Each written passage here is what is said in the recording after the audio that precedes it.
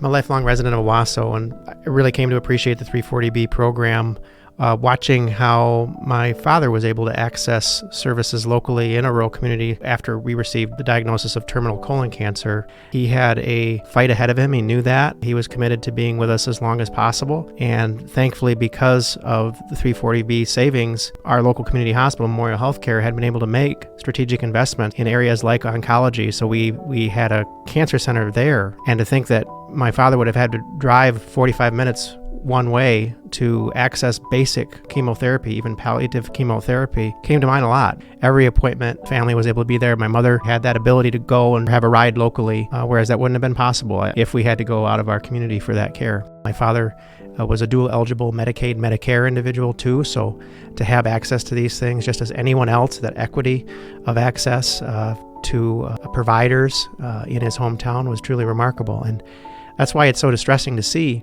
the misrepresentations or the aggression of manufacturers really seeking to put pharmaceutical profits over patient access like this, which just creates additional burdens and potential harm to access in the future for patients, and I think very personally patients like my father. Looking ahead, we want to make sure to protect those benefits. So it's important that 340B be preserved.